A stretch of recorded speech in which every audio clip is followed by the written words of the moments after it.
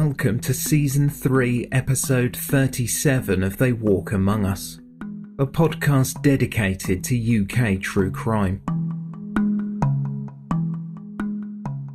For early ad-free access to episodes, visit patreon.com/They Walk Among Us.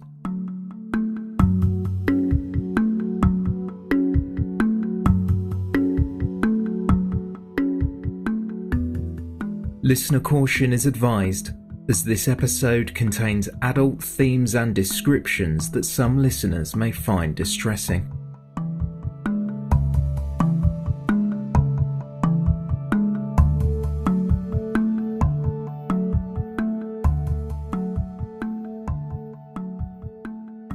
Around 9 a.m. on Monday, October 28, 2002, police officers were called to a warehouse on the Huyton Industrial Estate in Brickfields, Merseyside. On the premises of CTI Trading Limited, under a pile of boxes near a forklift truck, the body of 46-year-old salesman Gerard Gilbert was discovered. Gerard's injuries were so shocking, it wasn't readily apparent how he died. However, identification in the trouser pocket of the victim provided the answer as to who he was. Found facing down and cold to the touch, a pool of blood surrounded his body. Streaks of blood on the floor indicated his body had been moved. There were holes scattered in the ceiling of the warehouse, and nearly every bone in Gerard Gilbert's skull was shattered, indicating that he may have been shot in the head. The safe had been moved, although not cracked, which pointed to a robbery gone wrong. However, nothing else seemed to be missing or even out of place. Strange for a warehouse full of desirable items. That was, apart from one piece of fire safety equipment that had been taken from the scene. The area was cordoned off. A spokesperson from the Merseyside police was interviewed and urged members of the public who knew something to either call the police directly or they could contact Crime Stoppers anonymously. Detective Superintendent Russ Walsh stated, "At the moment we still cannot say how he has died other than from severe head injuries. The post-mortem examination is being continued today to try and determine this. We are appealing for witnesses and would urge anyone who saw anything suspicious at the premises to contact us immediately." Owners of the companies trading on the Huyton Industrial Estate were concerned that perhaps the attacker was someone looking for money. At a press conference held at Merseyside Police Headquarters, Detective Superintendent Russ Walsh refused to comment on whether or not Gerard Gilbert had been shot. Detective Superintendent Walsh confirmed that at 9 p.m. on Sunday, October 27th, Gerard left his home on Newsham Drive in Tuebrook, 6 miles from the scene, and told his partner that he wouldn't be gone for more than an hour. He travelled in a blue Ford Transit van which was found outside the CTI Trading warehouse. Further testing would need to be carried out before the police could provide the public with any additional information.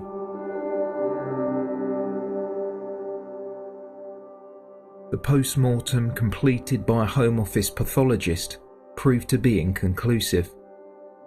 On top of his horrific injuries, there was also significant bruising to the back of Gerard Gilbert's neck.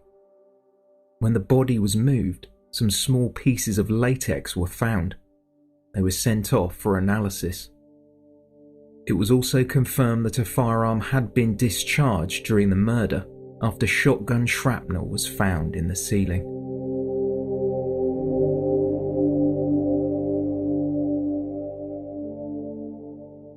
Gerard's family, friends and work colleagues were interviewed to unearth any reason why someone would want him dead.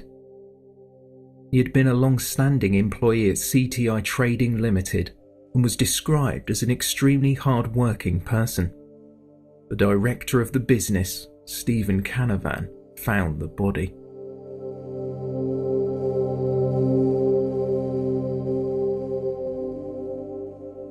The Liverpool Echo spoke with Gerard's partner, mother of two, Anne Huxley, who was devastated.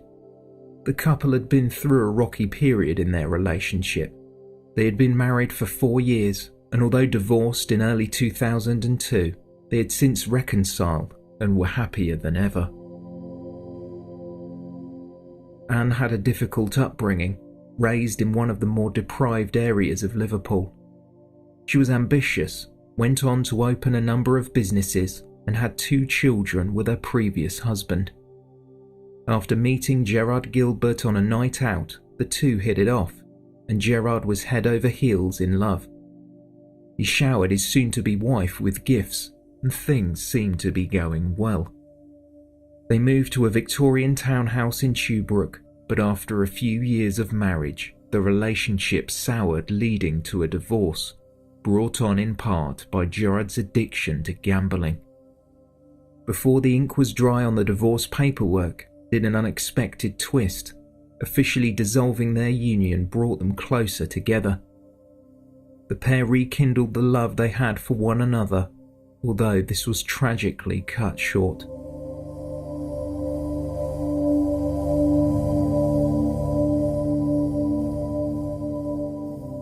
After visiting a tanning salon, 37-year-old Anne hadn't been able to get hold of Gerard on the evening before his body was found, and was growing ever more concerned when his mobile phone was going straight to voicemail. She spent time with a relative. She rang friends, family and the emergency services before heading to Gerard's place of work on the morning of October 28th. Anne told the Liverpool Echo, "When I got home on Sunday night, Gerard was not in and his van was gone. I thought he had just gone out to see a friend, but after a couple of hours I started to worry. When I called his mobile phone and it was switched off, I started to panic even more. I waited until the morning and then went to his work to see if he was there. When I arrived, there were police everywhere, and I knew something terrible had happened to Gerard as his van was parked outside.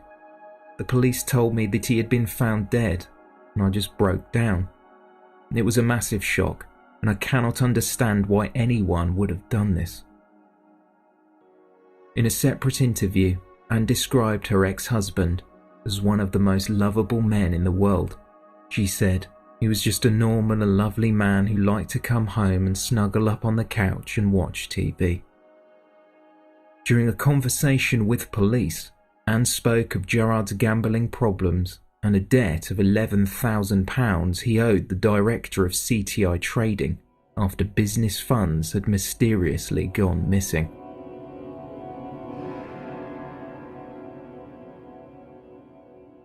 Employees within the Huyton Industrial Estate remained concerned for their safety. Police reassured business owners by stepping up patrols in the area. Though Gerard Gilbert's injuries were horrifying, further testing completed during the post-mortem confirmed that he had in fact been battered to death, not shot at close range as initially thought. When a gun is fired, it will leave behind carbon residue, but none was found on the body. At the time, the specific murder weapon that inflicted the head wounds that Gerard Gilbert had sustained could not be identified. However, it would need to be heavy due to the damage it had caused. The assailant or assailants had carried out a frenzied attack with such ferocity they had beaten their victim's skull to a pulp.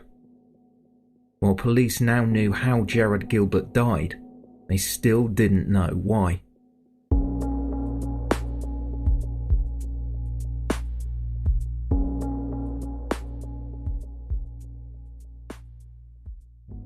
Following Gerard Gilbert's murder, detectives looked into Anne Huxley's past. While being interviewed, she mentioned to police that she had previously had a stalker who had tried to abduct her daughter. Could he have been involved? Anne's interview with the local press about her former husband's murder wasn't the first time she appeared in the headlines. During the mid-90s, she operated a brothel out of her home on Chelwood Avenue in Liverpool, which remained a local secret until she became embroiled in a police scandal. In July 1996, police constable and married father of one, Gary Titherington, was on duty with a fellow officer when Philip Glennon Jr. discharged a firearm at a bouncer outside the Venue Club in Tuebrook before fleeing the scene. After firing at Titherington, Glennon was apprehended, charged, and found guilty of having ammunition with the intent to endanger life. He received 6 years. During a covert police operation into Glennon, it was revealed that a Merseyside detective, a member of the public, and a TV sports entertainment personality were leaking secret information about the investigation to Curtis Warren, Glennon's brother-in-law and reported drug baron. Detective Elmore Davis of the Merseyside Police, Tony Bray, and Micah Hearn, better known as Warrior from the UK TV sports entertainment game show Gladiators, had colluded to get Glennon off 2 attempted murder charges and tried to derail his prosecution. Detective Elmore Davis would disclose information about the investigation to Gladiator Micah Hearn and Tony Bray, who would then pass this on to Curtis Warren for payouts that were well into 5 figures. At Nottingham Crown Court, both Detective Elmore Davis and Micah Hearn were found guilty of corruption and perverting the course of justice. Along with Tony Bray, the 3 men were also convicted of plotting to scupper the prosecution of Philip Glennon Jr. But it was during this corruption trial that star prosecution witness, Police Constable Gary Titherington, would be forced to reveal he was having an affair with brothel owner Anne Huxley after he was seen in uniform with her buying a stereo. Anne gave the hi-fi to Titherington as a gift, but paid with a cheque that bounced. During a police interview, Titherington at first denied the relationship, but quickly corrected himself, admitting that he was romantically involved with her. This affair would have far-reaching consequences, as due to the deception, Philip Glennon would be granted a new trial and plead guilty to a lesser offence. Titherington's reliability as a witness was questioned, as a firearms expert could not confirm that Glennon had shot at Titherington. Also unbeknownst to Gary Titherington, his link to Anne Huxley would unearth the fact that she had been arranging for other workers in her agency to provide sexual favours to other officers. For this service, they would turn a blind eye to her business. This revelation further damaged the public's opinion of the Merseyside police, and for his part, PC Titherington received a warning, though was not dismissed from the force. Anne Huxley shared the details of her affair and the comings and goings at her home with the press. In an interview with the Sunday People, she said, "Over several years I had a lot of visits from the boys in blue, and all ranks as well. They came from all over Merseyside, but none of Gary's station mates were ever involved with me or my girls." Although a distant memory for most, could one of Anne's former clients have grown jealous of her rekindled relationship with Gerard Gilbert? Could it have been someone from the police force affected by her decision to go public and had waited a few years to take revenge? Merseyside police were doing all they could to find out.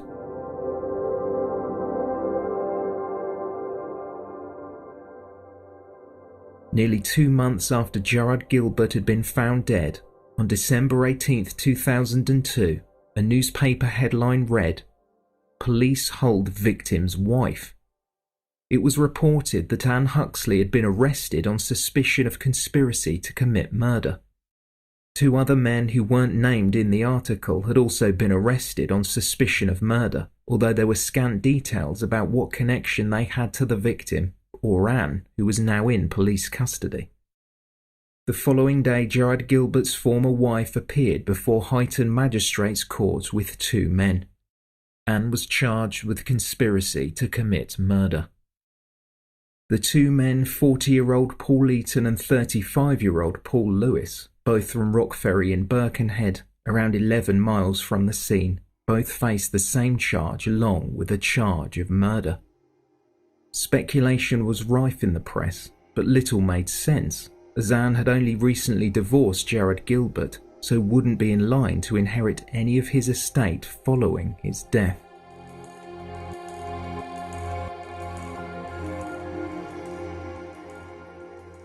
The major incident team in Merseyside, who deal with all categories of serious crime, took on the role of investigating the case. Their task was made even more difficult by a considerable number of Merseyside murders throughout the start of 2003, as 4 killings in as many weeks stretched the force's facilities to near breaking point, as detectives chased leads and searched for clues to aid in the investigation. They visited casinos that Gerard Gilbert had been seen in, however that turned up nothing. They also discovered that Gerard's family were not too happy with his marriage to Anne Huxley, but again, there was nothing to suggest they were involved.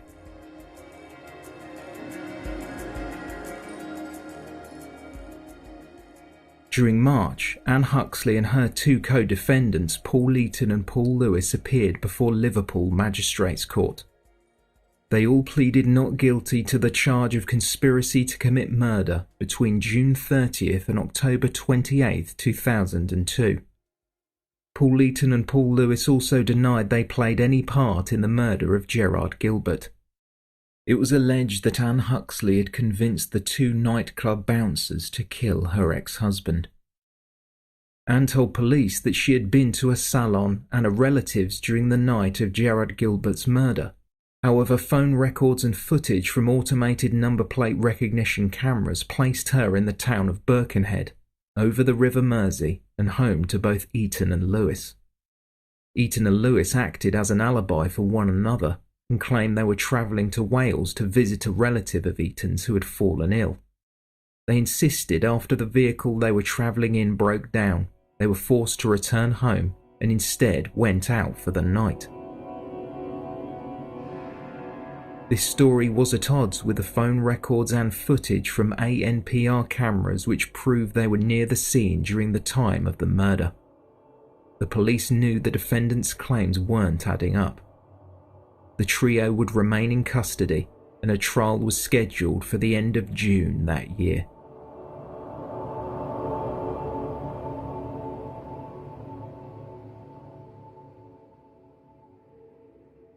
As a trial was opened into the murder of Gerard Gilbert, the jury would hear the details of Anne Huxley's alleged involvement in the death of her former husband, but before the prosecuting counsel could begin his opening statement, Anne interrupted the proceedings, claiming that one of the jury had been a customer of hers. While the jury member looked stunned and protested his innocence, he was quickly replaced.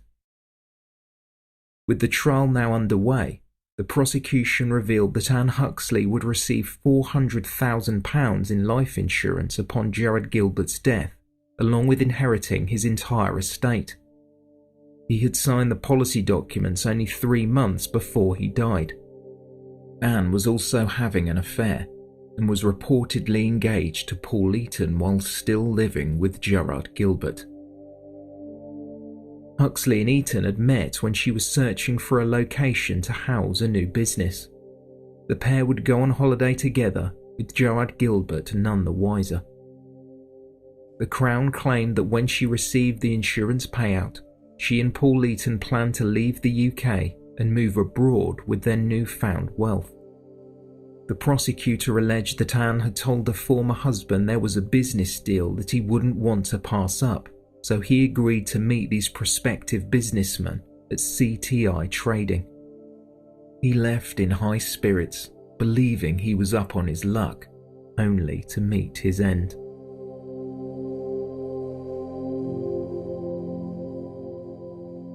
Anne Huxley admitted to having 5 affairs during her marriage, though she said Gerard blamed himself for her actions. His gambling addiction had spun out of control, and on one occasion he reportedly lost around £75,000 in one night. Anne was insistent that while the marriage did have its problems, the divorce was also a way to help separate the couple's financial affairs, stopping any debt collectors claiming her belongings or worse, her home. She said the only reason she set up the life insurance policy was to protect her children, and there was nothing sinister about that. The prosecution claimed that Anne Huxley led Gerard Gilbert to his death by instructing him to go to the CTI Trading warehouse, where Paul Huyton and Paul Lewis beat him to death with a fire extinguisher. The prosecutor said that the force used in the attack meant that Gerard Gilbert's head literally disintegrated during the assault. He went on to say, "There are two reasons Mr. Gilbert met his end: sex and money. Miss Huxley had a love of money and used force to obtain it."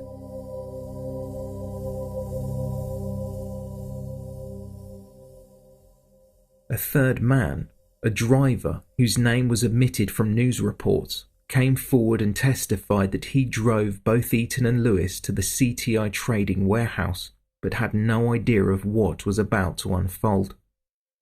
He would later tell the court that he had overheard the pair discussing an assault and also noticed blood on their shoes after the attack. An item believed to be a shotgun was thrown from the window of the vehicle and landed in the River Mersey, but was never retrieved.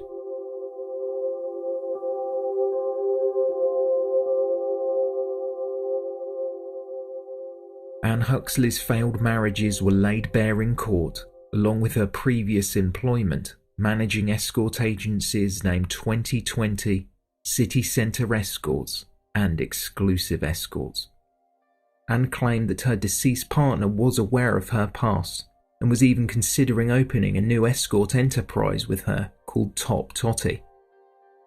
Anne would go on to admit a handful of criminal convictions. This included cheque and credit card fraud. When Gerard Gilbert left the family home to never return, Anne made frantic calls to emergency services and her friends trying to track her partner down.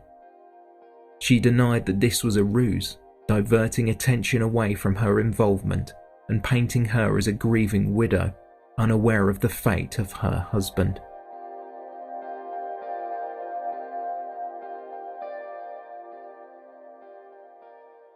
Stephen Canavan, the managing director of CTI Trading, took the stand and was questioned about finding the body of Gerard Gilbert. He described freaking out when he found his sales manager lying dead in a pool of blood. He spoke about his relationship with Gerard and how at one point £11,000 had gone missing from the business. Gerard was meant to have paid the money into the business account, however the money disappeared. Under cross-examination, Anne's defence barrister Lord Alex Carlyle suggested that perhaps due to the debt, Stephen Canavan might have wanted to harm Gerard Gilbert.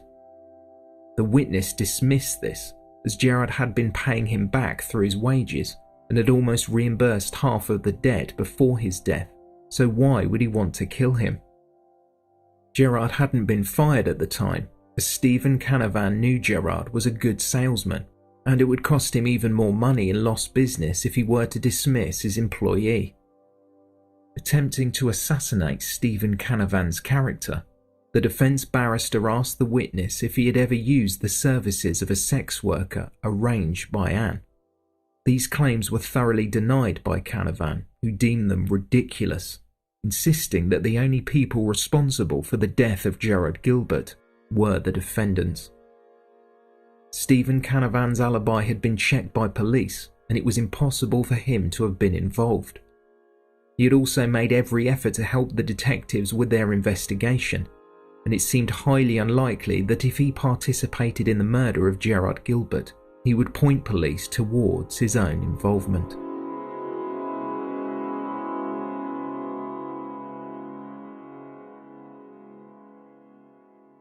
One of Anne Huxley's former partners took the stand and explained that after bumping into Anne, he asked how she was.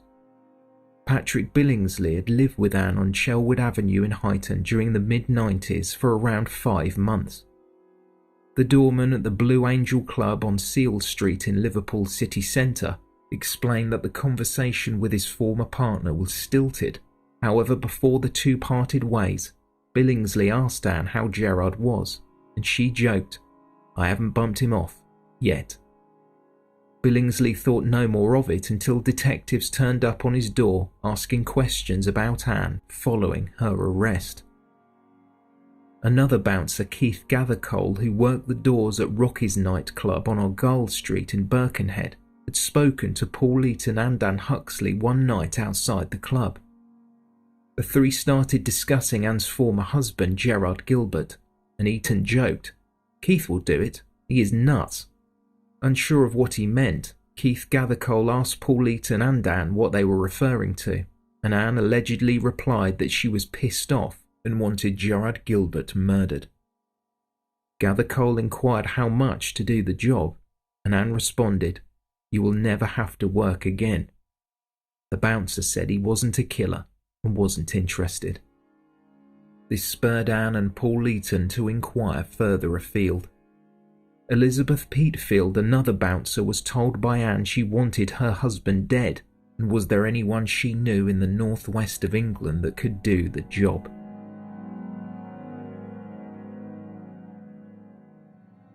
Following Gerard Gilbert's death, Karen Gray, who worked the doors with Paul Huyton at both the Stairways nightclub and Club 57 in Birkenhead, recognised Anne Huxley in the local newspaper and began to question Huyton about the incident. Karen Gray had gotten to know her colleague over a period of time and confronted him in a local McDonald's. She bluntly asked him if he was involved in the murder of Gerard Gilbert, and Paul Huyton replied, "Yes." As he recounted the details of that night, he looked extremely shaken. Paul Huyton explained that after confronting Gilbert at the CTI trading warehouse, he planned to shoot him. However, Huyton couldn't bring himself to pull the trigger before a struggle ensued. The gun did fire, leaving damage to the ceiling, before Gerard was bludgeoned to death. Karen Gray would later be asked in court if she believed Paul Huyton's motive for killing Gerard Gilbert was money.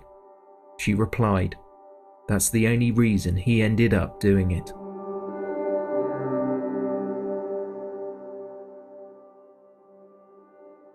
Paul Lewis, who police believe was involved in Gerard Gilbert's death, had been friends with Paul Huyton for over a decade, although had only met Anne Huxley in passing a handful of times. While Lewis admitted that he was in the CTI trading building, he said he played no part in the murder. He gave a statement after being arrested, and this was read aloud to the court. Paul Lewis explained that he was outside the warehouse in Paul Huyton's car, and it wasn't until he heard screams coming from the business unit that he ventured inside. During his interview, he said, "I heard a commotion like screaming. I thought somebody might have been attacked, and I went inside. I saw somebody on the floor, and Paul was standing over them with a fire extinguisher. I panicked and told him to get out of there. I did not touch the body or cause that person any harm." Further details of Anne's past relationship with Paul Huyton was also brought to light. After Anne was questioned about Gerard Gilbert's death, Anne claimed she had been stalked by a former client, Paul Gunning, who employed her services at the 2020 escort agency. When describing what action she took to dissuade the man's interest, she told her colleagues that she had got engaged to Paul Huyton, hoping that information would reach Paul Gunning. When that didn't work, she asked that Huyton attack Gunning. In her statement to police, she said, "I'm not going to lie to you. I am responsible for Paul Gunning getting assaulted outside the house. He had followed me, but the police chased him away. He had assaulted Jed and tried to take my little girl from school. He was a hell of a nuisance." During the police investigation, detectives managed to track down Paul Gunning and interview him. He confirmed that yes, he did have a sexual relationship with Anne Huxley that didn't end well, but in an extraordinary claim he stated that the £11,000 that Gerard Gilbert was said to have lost had in fact been taken by Anne, and Gunning had briefly held on to the money for her before she collected it later. This admission was the catalyst that turned the investigation upside down and placed Anne Huxley directly in the sights of detectives.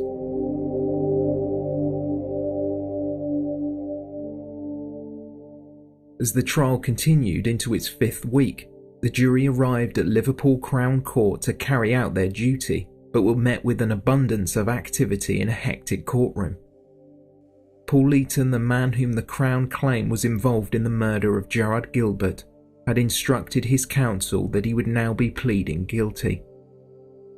During the trial, Huyton was resolute that he was not involved and claimed that police had assaulted him while in custody.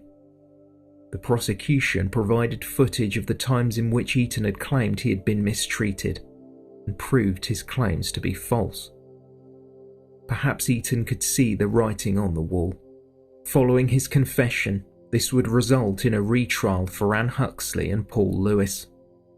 Due to the publicity surrounding the events of the murder and subsequent trial, it was agreed that a second trial would be moved from Liverpool to Manchester.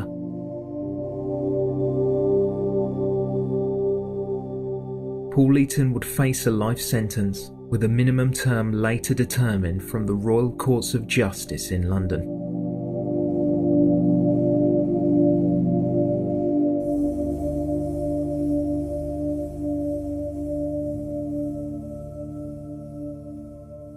The second trial started much like the first.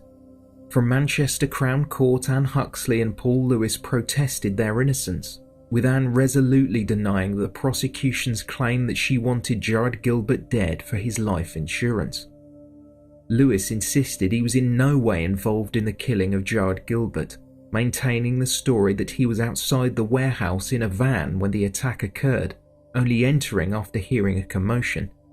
He said that Paul Huyton was to blame. Pathologist Dr. Alison Armour gave testimony in which she described Gerard Gilbert's injuries. His jaw, nose, cheekbones and ribs were fractured during the assault. The pathologist said, "In my opinion, there has been some high-velocity force causing injuries almost exclusively seen in firearms injuries. However, there was no evidence that this was from a firearm injury, and the only alternative is that this was the result of blunt force trauma." Police would learn the only missing piece of equipment taken from the CTI trading warehouse was a fire extinguisher.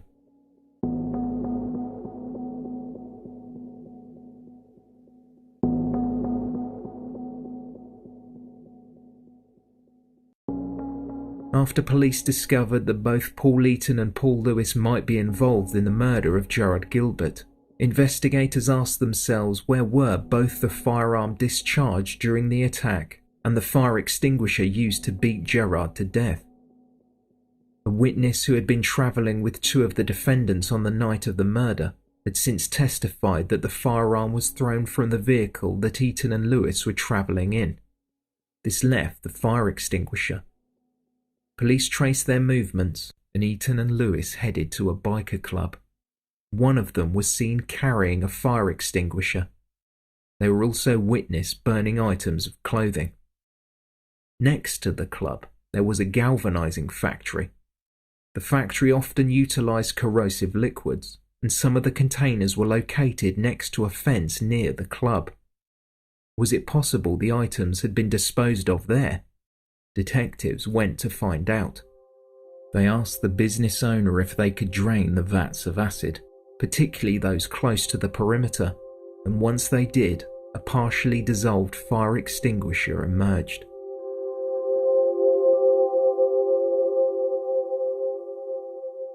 Paul Lewis continued to protest his innocence and claimed that he was told by Paul Huyton he was going to the warehouse on the Huyton Industrial Estate to carry out a repossession job on two motor vehicles.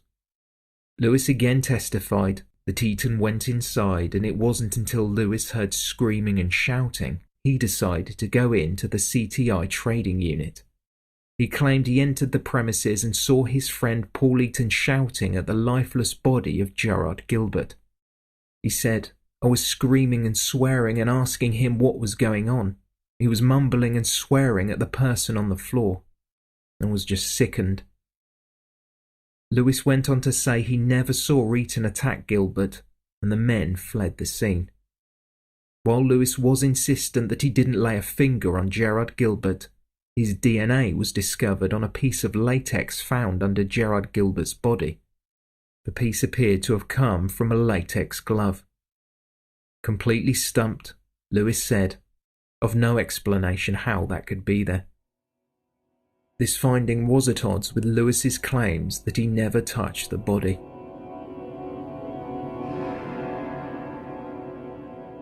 While Paul Huyton admitted to his part in the murder, Anne Huxley denied she knew of Huyton's plans. She told the jury, "I did not know of any intention of Paul Huyton to do him any harm. I never wanted to do any harm to anybody, let alone Jed."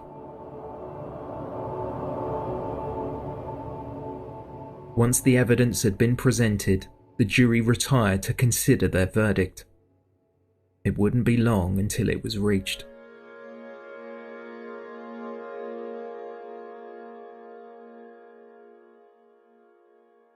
On April 2nd, 2004, Anne Huxley was found guilty of conspiracy to commit murder, and Paul Lewis was also found guilty of murder. Further detail emerged as to how Gerard Gilbert ended up being at the CTI trading warehouse. Anne told Gerard that she had managed to arrange a business deal that would make him a lot of money. When Gerard Gilbert arrived, he was soon to realise there was no business deal before he was set upon by Paul Huyton and Paul Lewis. Recorder of Manchester Judge David Madison sentenced mother and grandmother Anne Huxley to 20 years in prison. Paul Lewis, a father to 2 children, received 16 years. From Manchester Crown Court, Judge Madison said, "These offences in my view were wicked and callous, involving a considerable degree of premeditation.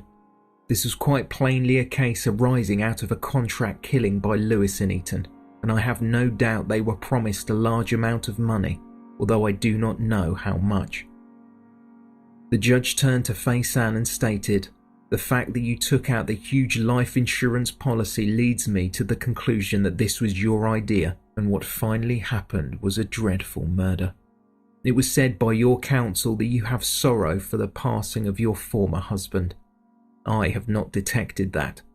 I have no doubt that you have sorrow for your present predicament and for your daughter, but for that, you must bear responsibility for your own criminal actions."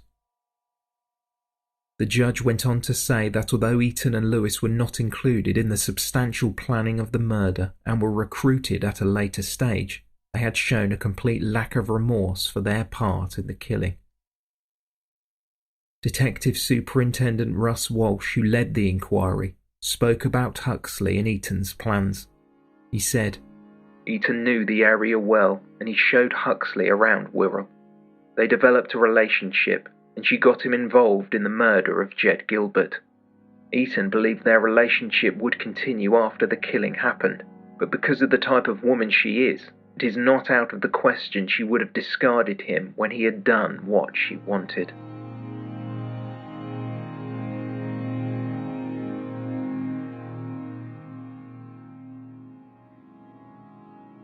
It wouldn't be until 3 years after his confession that Paul Huyton would learn his fate, following his admission that he played a part in the murder of Gerard Gilbert.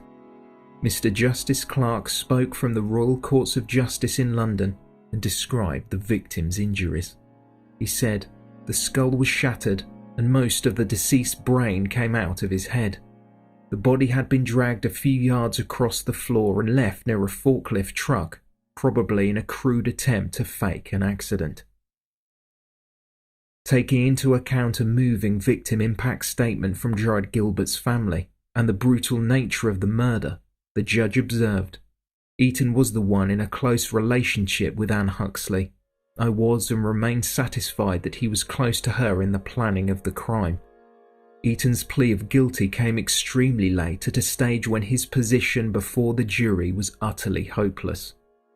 In the circumstances, I determined that the appropriate minimum period which Mr. Huyton must serve before the early release provisions are to apply to him is 18 years.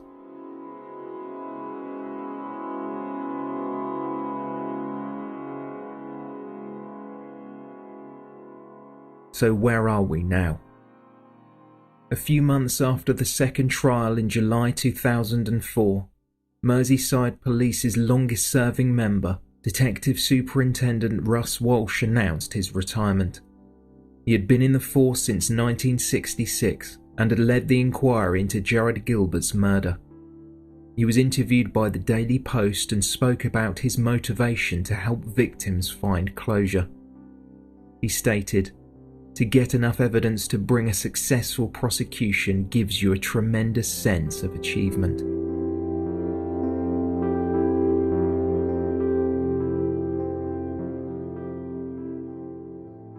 During the end of June 2013, Anne Huxley again appeared in the public eye. She testified as a witness during the trial of Joseph Collins and Sharon Swinhoe, who had been charged with the murder of 68-year-old Peter McMahon. He had died from cardiac arrhythmia after he was strangled and his eyes were gouged out. 77-year-old Ronald Douglas had admitted to helping Collins and Swinhoe move the body and pleaded guilty to a charge of perverting the course of justice. It was alleged that Peter McMahon was murdered at Sharon Swinhoe's home and his body was transported in a suitcase and stored in a large chest freezer at some point in October 2012. An exact time of death was difficult to pinpoint due to the body being stored in such low temperatures. However, this was estimated to be between October 18th and October 28th. Peter McMahon had been in a relationship with Swinhoe, but police alleged that she arranged his murder and made multiple withdrawals from McMahon's bank account.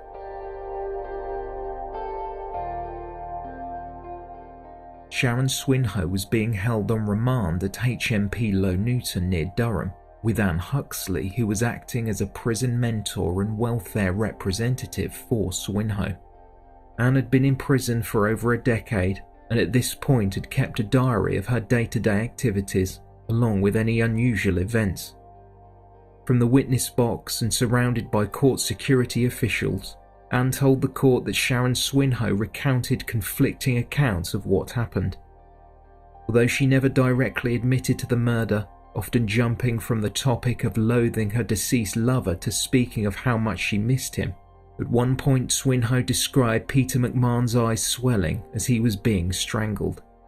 She also mentioned she had blood on her hands and under her fingernails. Due in part to Anne Huxley's testimony, Sharon Swinhoe and Joseph Collins were found guilty of murder and perverting the course of justice. Both received a life sentence, with Swinhoe receiving a minimum of 25 years and Collins 20.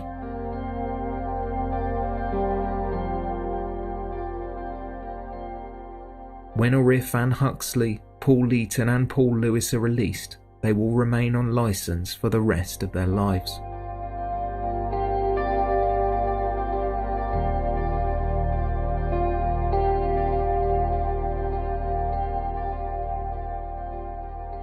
Thank you for listening, and special thanks to our Patreon supporters.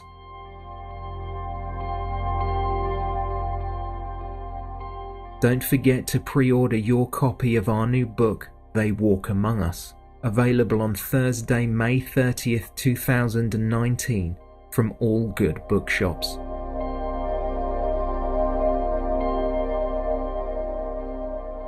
For more information, please visit theywalkamonguspodcast.com.